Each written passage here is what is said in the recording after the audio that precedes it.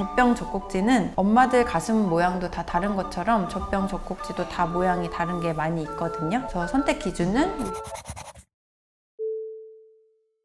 저는 간호사이고 육아 전문가로 압구정에서 아가소음 모유 육아 상담실을 운영하고 있는 윤봄이라고 합니다. 우리 신생아 젖병 물리는 법에 대해서 좀 여쭤보려고 하거든요.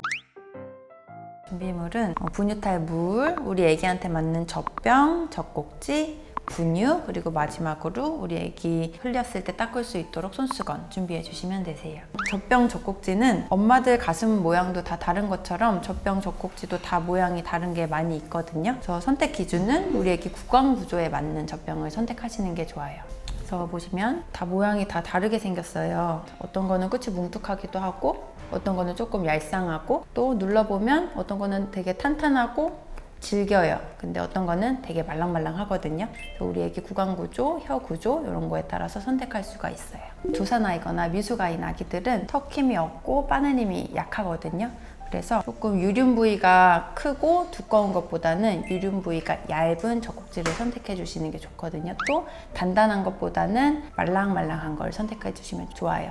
예시로는 그린맘 젖병, 보통 조리원에서 많이 쓰시거든요. 아니면 닥터브라운 네로우넥 사용하시면 좋아요. 그리고 턱이 들어간 아기들도 입을 크게 벌리기가 어렵고 턱 힘을 쓰기가 어렵거든요. 턱 힘이 많이 약해요. 그래서 너무 넓은 유륜을 선택하기보다는 좁은 유륜을 선택해 주시고 마찬가지로 말랑한 거 선택해 주시는 게 좋아요. 그리고 경구개가 높은 아기들은 입 안에 공간이 많이 남게 되거든요. 그래서 얇은 젖꼭지보다는 조금 끝이 뭉툭한 젖꼭지를 선택해 주시면 안에 음압이 조금 더 잘 형성되어서 훨씬 빨기가 좋아요. 뭉툭한 꼭지가 아니고 얇은 젖꼭지를 쓰게 되면 안에 공간이 많이 남게 되거든요. 그래서 수유할 때 하는 소리가 많이 나기도 하고요. 애기한테 맞는 젖꼭지로 바꿔주시는 게 좋아요. 보통 애기 낳기 전에 젖병을 다 사놓잖아요. 맞아요.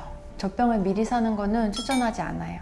보통 출산 전에 예쁜 젖병들 미리 사놓으실 거예요. 근데 미리 사놓으시기보다는 출산하시고 나서 우리 아기에게 맞는 구강 구조에 맞는 젖꼭지 젖병을 선택하시는 게 좋아요.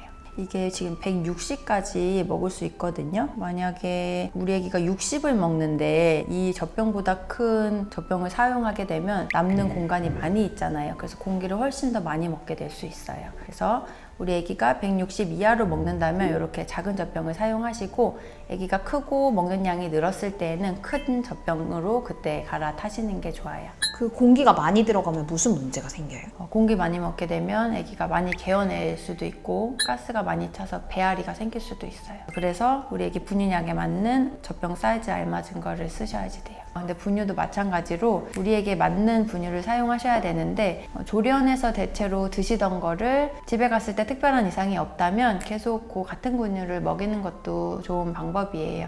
이제 분유를 자주 바꾸게 되면 우리 애기 장도 바꾼 분유에 계속 익숙해져야 하기 때문에 무리가 될 수 있어요. 그래서 되도록 분유를 자주 바꾸기보다는 처음에 잘 먹었던 분유를 계속 사용하시다가 설사나 변비, 개어냄이 심한 증상 이런 게 생기면 그때 이제 다른 걸로 바꿔보는 것도 고려해 볼 수는 있어요. 그 수유 시트를 보통 많이 쓰는데 수유 시트는 사실 우리가 물을 먹을 때 고개를 살짝 뒤로 젖혀서 먹잖아요. 애기들이 분유를 먹을 때에도 고개가 자연스럽게 살짝 뒤로 젖혀져야 되는데 수유 시트는 평평하고 단단하기 때문에 애기 스스로 고개를 젖히기가 많이 어려워요. 그래서 저는 추천하지는 않아요.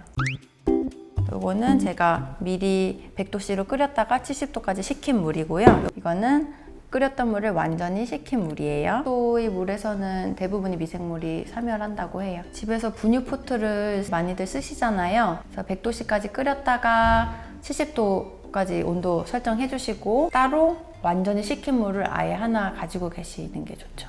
그래서 요거는 아이마다 1단계고 작은 스푼이 들어있어요. 그래서 이거는 한 스푼에 물 20ml거든요.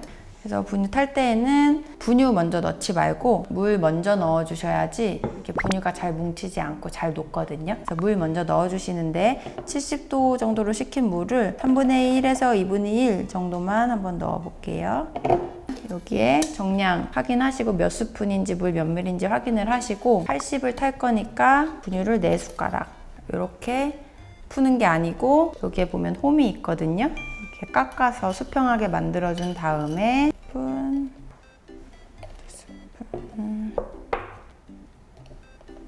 이거는 넣지 않고요. 재사용하지 않고 소독해서 다시 따로 사용해 주세요. 항상 따로 보관해 주세요.